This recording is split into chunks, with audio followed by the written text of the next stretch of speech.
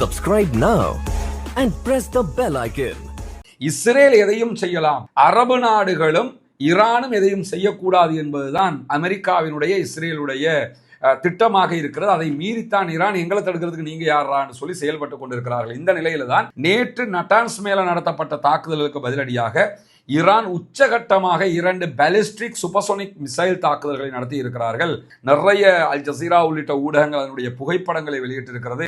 இஸ்ரேலுடைய அராட் என்கிற நகரத்தின் மீதும் இஸ்ரேலுடைய டிமோனா நகரத்தின் மீதும் நடத்தப்பட்ட தாக்குதல்களுடைய காட்சிகளை நீங்க எல்லா ஊடகத்திலையும் பார்க்க முடியும். நம்ம கூட முன்னாடி உங்களுக்கு காட்சிப்படுத்துவோம், அதில் நீங்க பார்க்க முடியும்.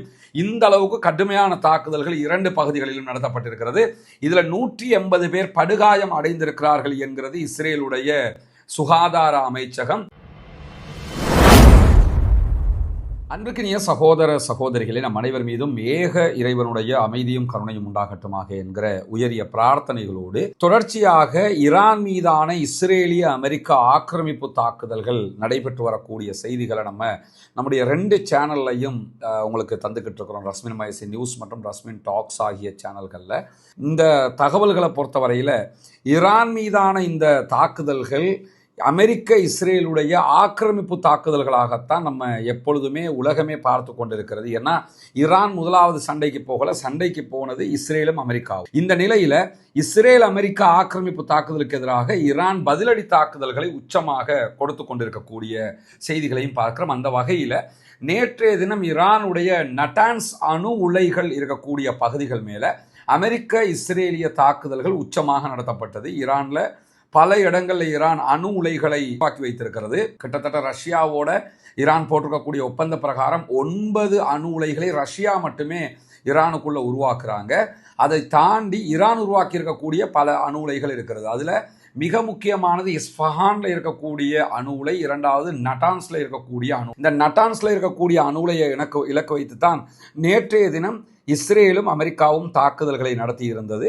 அதுக்கான காரணமாக அவங்க என்ன சொல்றாங்கன்னா, அந்த அணு உலைக்குள்ளதான் செறிவூட்டப்பட்ட யுரேனியம் இருக்குதுன்னு சொல்றாங்க.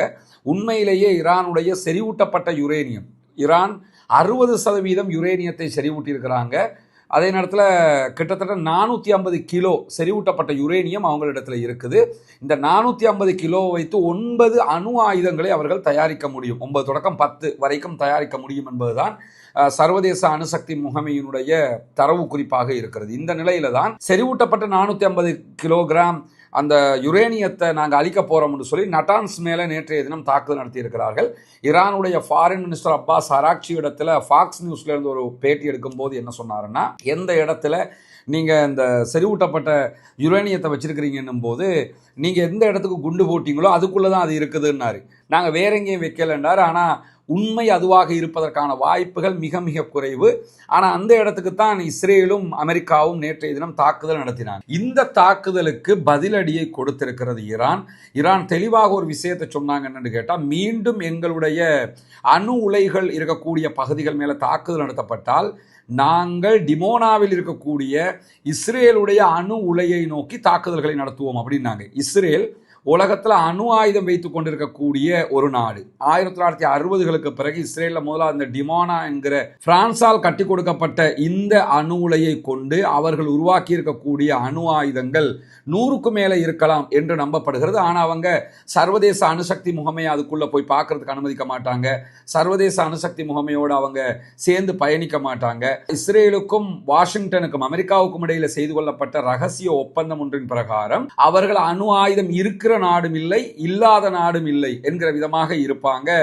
மஹதி ஹசனுடைய ஒரு இன்டர்வியூல கூட அவர் இஸ்ரேலுடைய ஒரு அதிகாரி இடத்துல ஓப்பனாக கேட்பாரு, உங்ககிட்ட அணு ஆயுதம் இருக்குதா இல்லையான்னு போது அதை சொல்ல முடியாதும்பாரு தவிர இல்லைன்னு சொல்ல மாட்டாரு. அதனால உலகத்துல அணு ஆயுதம் கொண்ட ஒரு நாடு தான் இஸ்ரேல். ஆனா அவங்க எங்கேயுமே அதை எந்த ஒரு ஆவணத்திலையும் எங்க கிட்ட இருக்குதுன்னு சொல்ல மாட்டாங்க. இங்க இருக்கிற நகைமுறை என்னன்னு சொல்லி பாத்தீங்கன்னா, அணு ஆயுதத்தை அவன் வச்சுக்கிட்டு இருக்கிறான். அணு ஆயுதத்தை வச்சுக்கிட்டு அணு ஆயுதம் தொடர்பான எந்த ஒரு செக்யூரிட்டி பர்பஸுக்காகவும் கூட அணு ஆயுத தடுப்பு முகமையை உள்ள வந்து விசாரிக்கிறதுக்கு ஆய்வு பண்றதுக்கு அனுமதிக்க மாட்டான். ஆனாலும் என்ன பண்ணுவான்னு கேட்டா, ஈரான்காரன் அணு ஆயுதம் செஞ்சிடக்கூடாது என்று சொல்லி அவர்கள் மீது தாக்குதல்களை நடத்துகிறார்கள். எனவே இஸ்ரேல் எதையும் செய்யலாம், அரபு நாடுகளும் ஈரானும் எதையும் செய்யக்கூடாது என்பதுதான் அமெரிக்காவினுடைய இஸ்ரேலுடைய திட்டமாக இருக்கிறது. அதை மீறித்தான் ஈரான் எங்களை தடுக்கிறதுக்கு நீங்க யாரான்னு சொல்லி செயல்பட்டு கொண்டிருக்கிறார்கள். இந்த நிலையில தான் நேற்று நட்டான்ஸ் மேல நடத்தப்பட்ட தாக்குதலுக்கு பதிலடியாக ஈரான் உச்சகட்டமாக 2 பாலிஸ்டிக் சூப்பர்சோனிக் மிசைல் தாக்குதல்களை நடத்தி இருக்கிறார்கள். ஒவ்வொன்றும் 450 கிலோகிராம் வெப்பனை சுமந்துகிட்டு போகக்கூடிய ஏவுகணைகளாக இருக்கிறது. ரெண்டுமே சாலிடான அட்டாக் பண்ணி இருக்கிறது என்கிற செய்திகளை இஸ்ரேலே ஒப்புக்கொண்டிருக்கிறது. நிறைய அல் ஜசீரா உள்ளிட்ட ஊடகங்கள் அதனுடைய புகைப்படங்களை வெளியிட்டிருக்கிறது. இஸ்ரேலுடைய அராட் என்கிற நகரத்தின் மீதும் இஸ்ரேலுடைய டிமோனா நகரத்தின் மீதும் நடத்தப்பட்ட தாக்குதல்களுடைய காட்சிகளை நீங்க எல்லா ஊடகத்திலையும் பார்க்க முடியும். நம்ம கூட முன்னாடி உங்களுக்கு காட்சிப்படுத்துவோம், அதில் நீங்க பார்க்க முடியும். இந்த அளவுக்கு கடுமையான தாக்குதல்கள் 2 பகுதிகளிலும் நடத்தப்பட்டிருக்கிறது. இதுல 180 பேர் படுகாயம் அடைந்திருக்கிறார்கள் என்கிறது இஸ்ரேலுடைய சுகாதார அமைச்சகம். இலங்கையினுடைய சில தரவுகள் பிரகாரம் 4 இலங்கையர்களும் இதிலே காயமடைந்திருக்கிறார்கள். மூத்த பத்திரிகையாளர் ஒருவர் தெரிவித்திருக்கக்கூடிய கருத்து பிரகாரம் இந்த 4 பேருமே தாக்குதல் நடத்தப்படுவதை வீடியோ எடுக்கிறதுக்காக போனவங்க என்று சொல்லப்பட்டிருக்கு. இந்த மாதிரி ஆர்வ கோளாறு கேசுகளால ஆபத்துகள் தான் அதிகம் வருமே தவிர, ஒரு தாக்குதல் நடத்தப்படுதுன்னா ஓரமாக ஒளிச்சு ஓடணும். அவன் வேற பங்கருக்குள்ள ஓடி ஒளைங்கடான்னும் போது இருக்கிற யூதம் புல்லா பங்கருக்குள்ள ஓடி ஒளியும் போது இவங்க போய் வீடியோ எடுத்துக்கிட்டு இருக்கிறாங்க என்கிற செய்திகளும் வெளியாகி இருக்கிறது. இப்படியான ஒரு சூழல்ல 180 பேர் படுகாயம் அடைந்திருக்கிறார்கள். அராட் என்கிற சிட்டியில மட்டும் 116 பேர் படுகாயம் அடைந்திருக்கிறாங்க.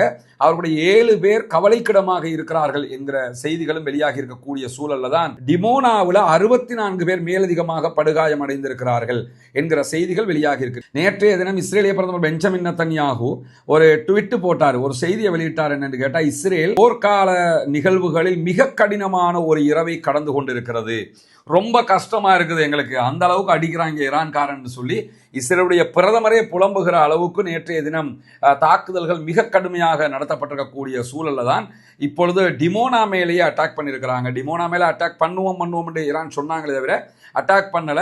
இன்றைக்கு மிக தெளிவாக டிமோனா மேல அட்டாக் பண்ணி இருக்கிறாங்க என்கிற செய்திகளுக்கு மேலதிகமாக அதை தாண்டி 3 தனித்தனி தாக்குதல்களும் மேலதிகமாக நடத்தப்பட்டிருக்கிறது என்கிறது அல் ஜசீரா. இந்த தாக்குதல்களில் 3 மாடி கட்டிடம் ஒன்று மொத்தமாக கீழே விழுந்து நொறுங்கி இருக்கிறது அந்த தாக்குதல்களுடைய எஃபெக்ட் காரணமாக என்கிற செய்திகளுக்கு மத்தியில் ஒரு வீடியோவை அல் ஜசீரா சரிபார்த்திருப்பதாக சொல்கிறது.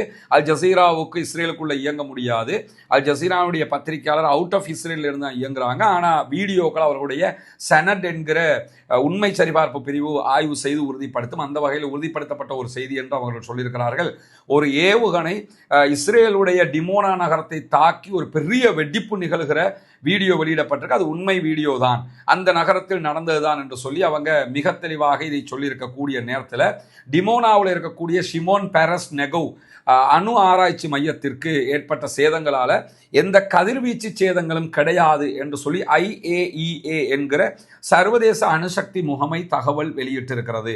அதே நேரத்தில் நேற்று நட்டான்ஸ்ல நடத்தப்பட்ட தாக்குதல்களையும் அணு கதிர்வீச்சுகள் எதுவுமே கிடையாது என்று சொல்லி இதே IAEA என்கிற சர்வதேச அணுசக்தி முகமை அறிவித்திருந்தது. அதே மாதிரி தான் இஸ்ரேலில் நடத்தப்பட்டிருக்கக்கூடிய இந்த தாக்குதல்களையும் அணு கதிர்வீச்சுக்கள் கிடையாது என்று சொல்லியிருக்கிறாங்க. இதுல ஒன்று என்ன கவனிக்கணும் என்று கேட்டா, இஸ்ரேல் ஈரான் மேல நடத்தும் போது அணு கதிர்வீச்சு வரும் என்று தெரிஞ்ச பல தடவை அதே இடத்தை அட்டாக் பண்ணிக்கிட்டு இருக்கிறாங்க. ஈரான் இஸ்ரேல் மேல அணு உலைகள் மேல தாக்குதல் நடத்தவே இல்லை. நடத்துவோம்னாங்க, ஆனா நடத்தல. இப்ப எல்லை மீறி போனதுனால பதிலடி தாக்குதல்களாக என்ன பண்ணியிருக்கிறாங்கன்னு கேட்டா, இஸ்ரேலுடைய டிமோனாவில் இருக்கக்கூடிய அணு உலை மீது தாக்குதல் நடத்தி இருக்கிறார்கள். மீண்டும் மீண்டும் ஈரானும் இதே இடத்துல தாக்குதல் நடத்தினால் இஸ்ரேலையும் அணு கதிர்வீச்சுக்கள் உண்டாகி மொத்தமாக அவர்கள் அழிவதற்கான வாய்ப்பு இருக்கிறது. எனவே இந்த யுத்தம் அடுத்ததாக ஒரு அணு ஆயுத போராக மாறிவிடுமோ என்கிற அச்சம் தற்போது எழுந்து வருகிறது. ஈரான் எதுக்குமே கவலைப்படுற மாதிரி தெரியல. வந்தாவா போனா போகட்டும் என்று சொன்ன மாதிரி டூ ஓ டை என்கிற விதத்தில் ஈரான் செயல்பட்டு வருகிறது.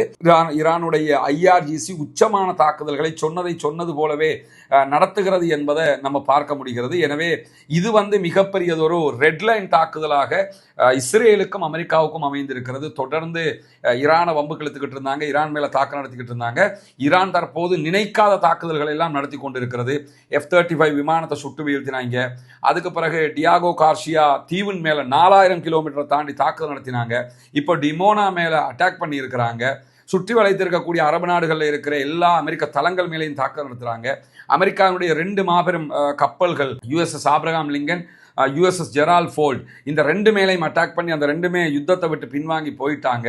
இப்படி ஈரானுடைய கை நாளுக்கு நாள் ஓங்கிக் கொண்டே இருக்கிறது என்பதை இன்றைக்கும் நம்ம இந்த தாக்குதல்களூடாக பார்க்க முடியும். பொறுத்திருந்து பார்ப்போம் என்னவெல்லாம் நடக்கிறது என்பதை. தொடர்ந்தும் இந்த அப்பாவிகளுக்கு எதிரான தாக்குதல்கள் நிறுத்தப்பட வேண்டும் என்று அல்லாஹ்விடத்திலே பிரார்த்தனை செய்யுங்கள். யுத்தங்கள் நிறுத்தப்பட வேண்டும், மத்திய கிழக்கிலே அமைதி திரும்ப வேண்டும், முழு உலகம் அமைதியாக வாழ வேண்டிய ஒரு சூழல் உருவாக வேண்டும் என்கிற உயரிய பிரார்த்தனைகளோடு தொடர்ந்தும் ஜனநாயக ரீதியாக ஆக்கிரமிப்பாளர்களுக்கு எதிராக குரல் எழுப்புவோமாக. வாஹிர் தஅவானா அல்ஹம்துலில்லாஹி ரப்பில் ஆலமீன். Subscribe now and press the bell icon.